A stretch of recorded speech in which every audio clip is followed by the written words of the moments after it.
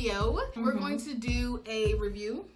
We're going to do a review on the movie Queen and Slim that just came out. It's been circulating, like, I've been seeing people having their different opinions and stuff like that on the movie. I mean, there's a lot of hidden messages and things like that. So we kind of just want to talk about what we think about the movie and get some feedback from you guys if you've seen it. And if you haven't seen it, I mean, this will give you a little overview of what to expect. So there are some spoilers in this. There are going to be spoilers, but at the same time, for those of you who are up in the air and don't know if you want to see it or not, we'll give you the guidance. Yeah, and this is just our perspective on the movie. Facts, so facts. You know, just take it how you want. You know. So before we get into the video, make sure you guys subscribe to our channel. Hit that bell right next to us so that every time we drop in a video, get that hit straight to your phone or your email. Make sure you run up those likes. And comment down below anything else you would like to see on the channel. Yeah. Alright, let's jump into it. Okay. So, I just, aesthetically, I loved that they had two black, very melanated main characters in the movie. We obviously see black people in movies, but they're not. It's more whitewashed than anything. It's a white industry. Let's be honest here. Or they're like light skin or caramel. It's not really dark skin or chocolate. You know what I'm saying? Like Us was another one that was good for emphasizing on the chocolate people. So so I really liked that they had two black characters that were very, very melanated. I love that. And they're like beautiful. They're very good looking.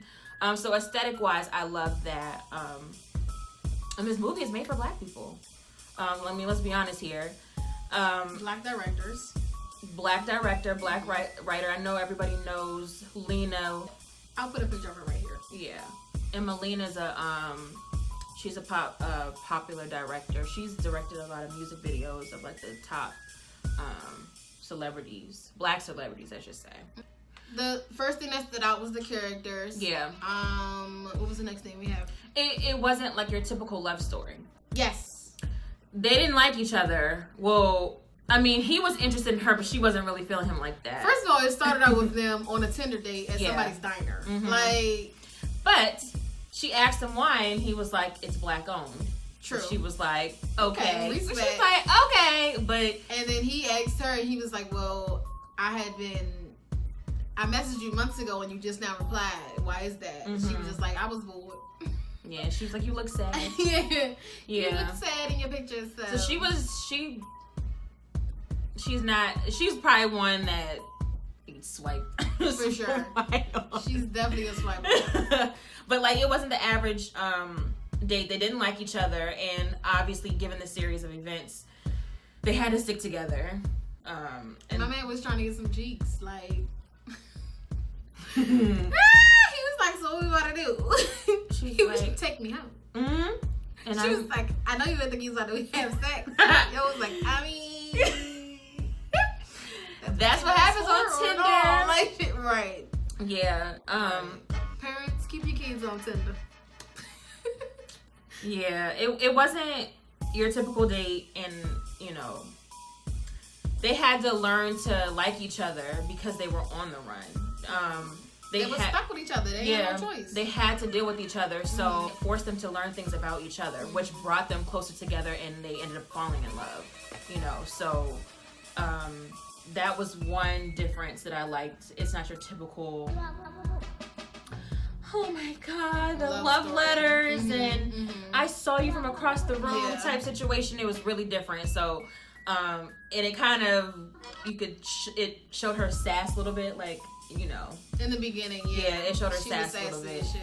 But it also showed him, like, breaking that barrier with her and getting to know her and her being emotional around him and all this transpiring in 6 days. Yeah, 6 days. Yeah, but they had to eat, sleep, and breathe each other because y'all on a run and y'all stuck in a car. Yeah. So they had no choice but to figure each other out and get it done. Because they had moments where they was arguing and stuff because they didn't know each other, so y'all headbutting. You know what I'm saying? So, like that one moment where He had gospel on in the car. Mm-hmm. And she was like, can you turn it down? And he was like, no. Yeah, he said it calms him.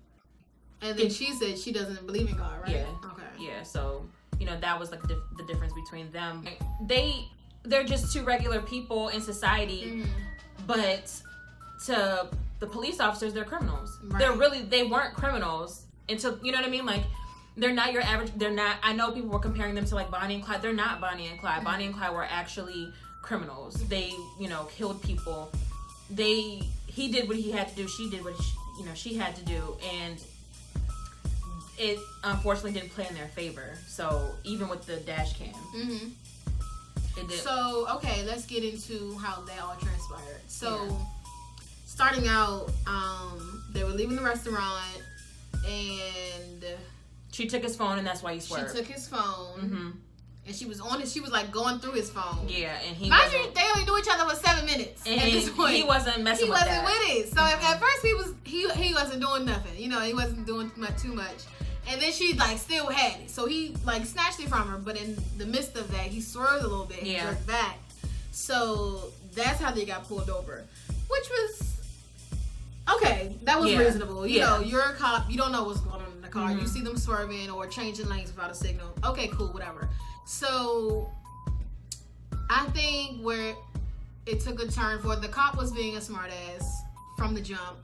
But at the same time, it didn't help that Queen was like being sassy and like being combative and knew her rights. Mm-hmm. Because in the movie she was an attorney.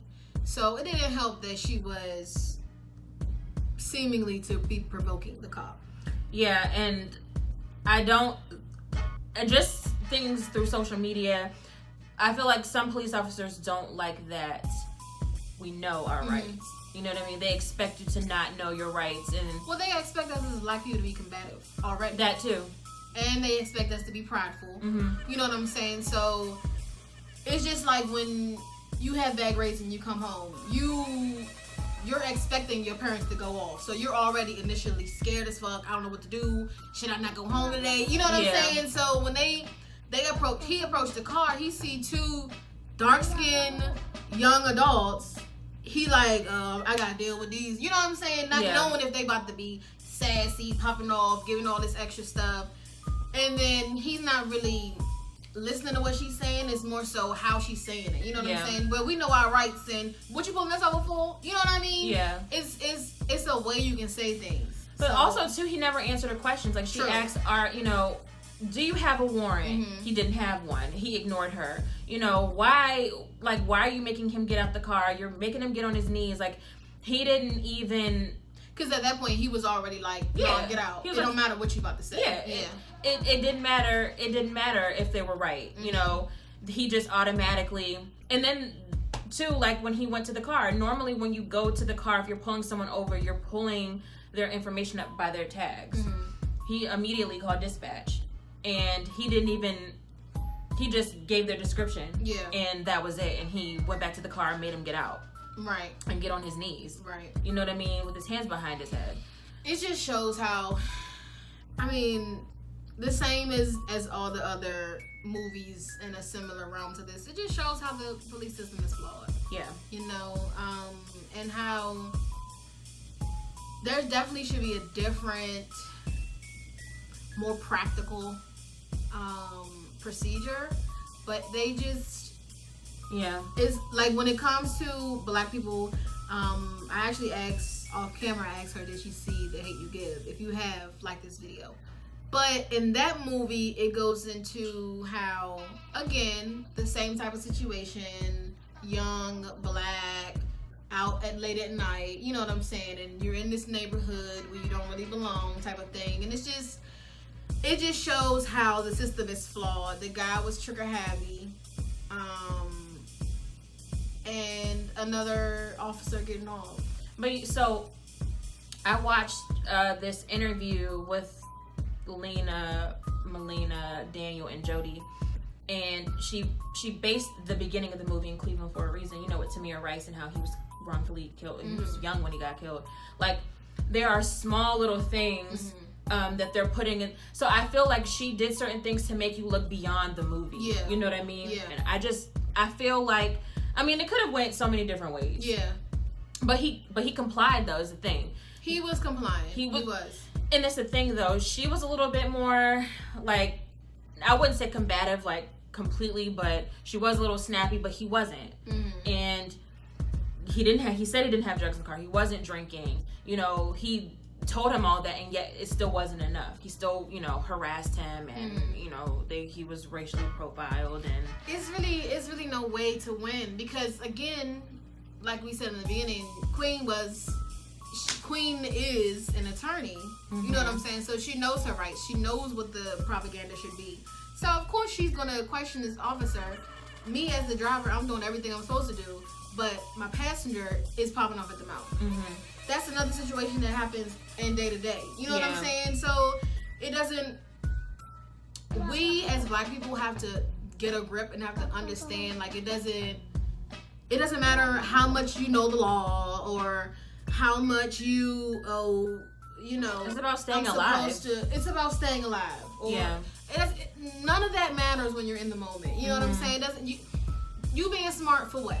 You know what I'm saying? Or you talking back for what? Just do what he asking. Because at this point, it's like, you doing all of that for what? Because you want to feel inferior? You want to feel like, oh, he ain't gonna talk to me like that. Well, I mean, at the end of the day, do you want your life? Right. Or do you want to just get this little ticket and roll Because out? like we were saying before, in this day and age, it's shoot to kill. You know, ask questions later. And they had a great example of that in The Hate You Give. I really want you to watch that movie. They had a great example of that in The Hate You Give. One of her uncles is a cop. The leading little girl. Yeah. Her uncle is a cop. And she asked him a specific scenario about Black and about white. And I don't want to say too much because I want her to watch the movie. But if you've seen it, comment below and we can talk about it.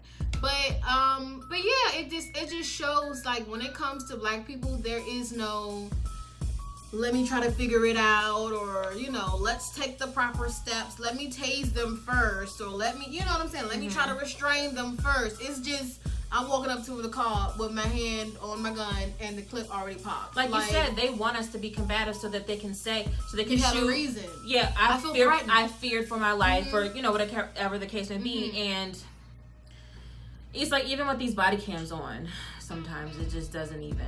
Because they've shown us time and time again, it doesn't matter what you have on camera. It doesn't matter what's on camera. Yeah. I'm going to suspend you paid leave, and we're just going to take it from there. We're going to go to trial. You know, it doesn't matter. Yeah. None of that matters. And it sucks that we live in a world where we feel like it doesn't matter, but y'all have shown us time and time again that it doesn't matter. Yeah. So. Yeah, it was unfortunate that it even had to get to that point. But I mean, she was like, "We gotta go," and he wanted to stay. He was like, "What do you mean leave?" Yeah. She was like, "We gotta get the fuck out of here. Like, you want to stay here? You want to be locked up for life, or do you want to go?" You know. She had to click into, like, I mean, you a young Black man who just killed the officer. Yeah. It don't matter what you did or didn't do in your past, but this right here, you gonna be done. Yeah, because in his mind, he's just like, I just want to go home. I just want to go home. And I want it to be back to normal. You know, but this wasn't supposed to go down like this. And he shot you first, because he did. The officer shot her first, because she got out of the car. Yeah. Well, you know, remember, she said, I'm going to pull out my cell phone. And then True. But she said it. But he kept saying, get back in the car, get back in the car. And that was his, that's his she was going to record it. I feel threatened. Because she was going to record it. And, you know, that. It just went like that. Yeah. But what about, so moving on from the whole police thing, as they're on the hunt, how do you feel about her being an attorney for her uncle who killed her mom? I feel like that was a curveball. That was a curveball, because when she was like, "You owe me," I'm thinking to myself, I thought it was like some like child molestation type of thing, or I didn't know what to think. Like, what you mean? Because she said that she hadn't seen him in years. She doesn't have contact with him. So what the fuck could have happened? Yeah. That you owe me a whole car and money and, you know, a place to stay for 3-4 nights. You killed my mom. Yeah. Finding that out, that was crazy. But then once they got to the the gravesite, and she explained how it happened. It was like, okay. I remember she said she wasn't even close to her mom though. So what was one of your favorite parts in the movie? I liked when he forced them to get out and go to the little jazz club. That was my favorite spot. I like that part because it was like, at that moment, they both realized, like, all right, we feeling each other. But also, too, it was a safe haven for them. It was a safe haven. Mm-hmm. Everybody knew who they were, and they were like, you good. Mm-hmm. You know what I'm saying?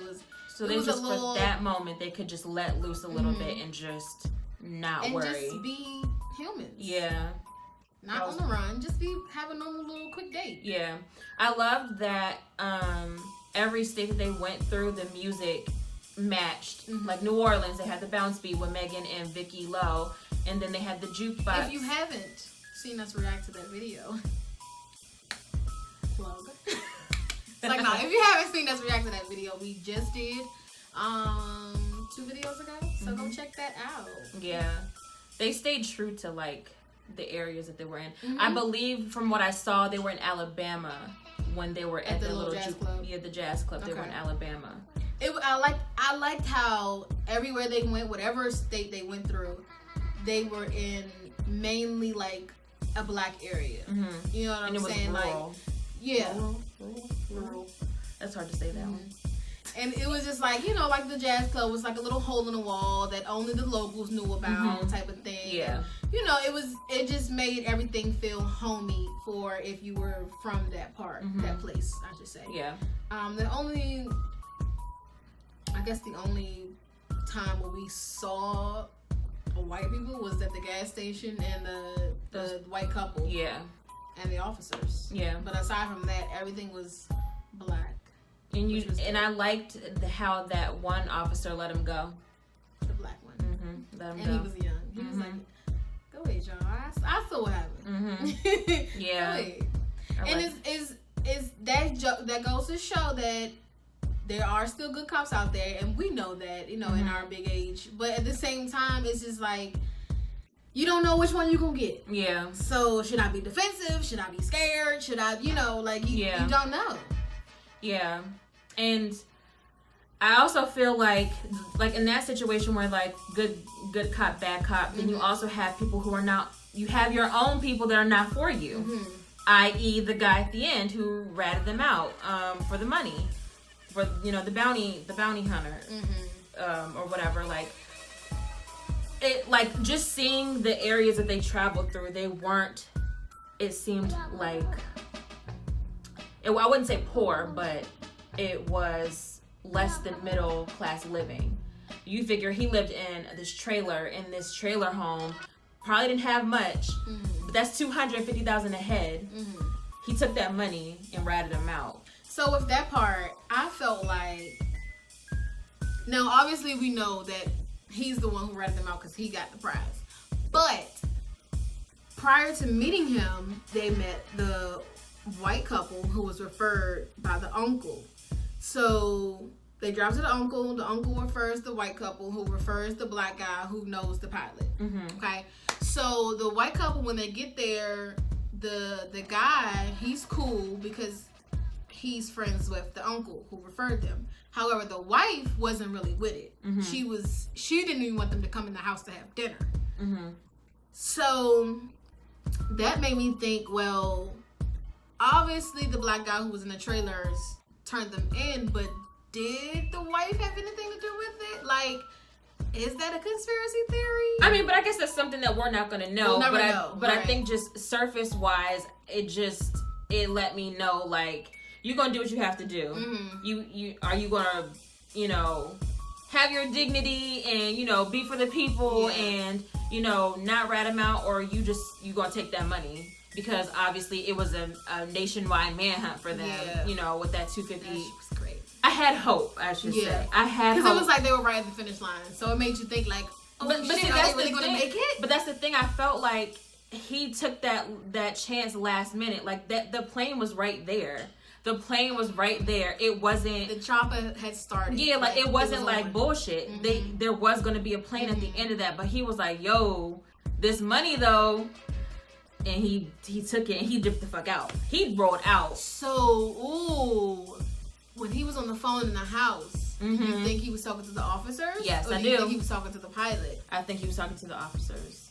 I didn't expect it. I thought it was going to go differently, but they went out the way... Had I been like, okay, I know they're going to die. They went out...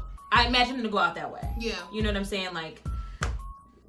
In a shootout. I mean, not they necessarily weren't gonna be like, okay, we're gonna give ourselves up, you know, and go to jail. Because all that happened, you're gonna get life. You killed an officer. Oh, and you had to go on a manhunt. Yeah, but like again, it's the same thing.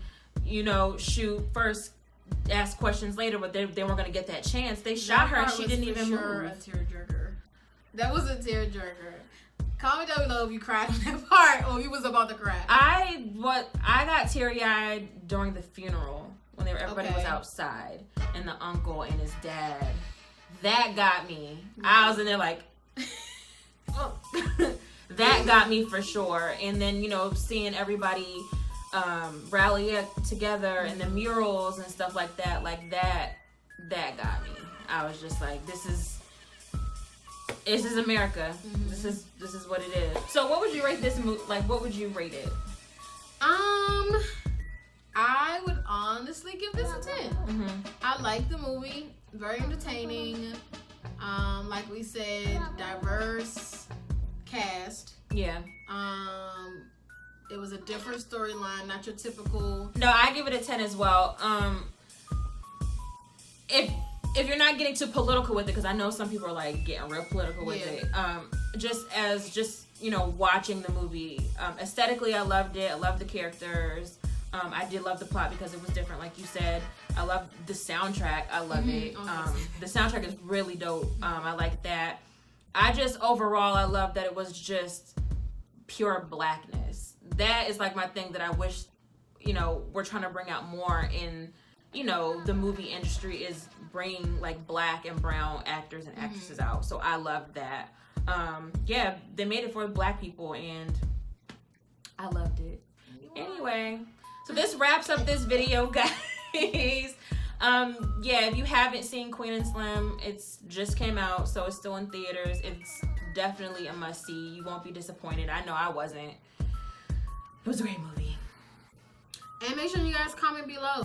Let us know your thoughts on the topics that we hit. Yeah.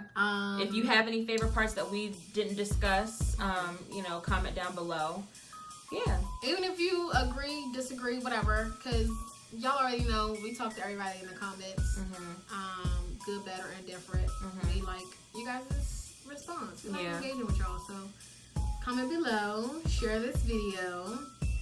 Make sure you let us know if you like us reviewing movies. We could make this a thing. So comment below, let us know yay or nay. Hashtag yay, hashtag nay. You will know what it means. And that's pretty much it. Like, comment, subscribe, turn on that post notification bell because you never know.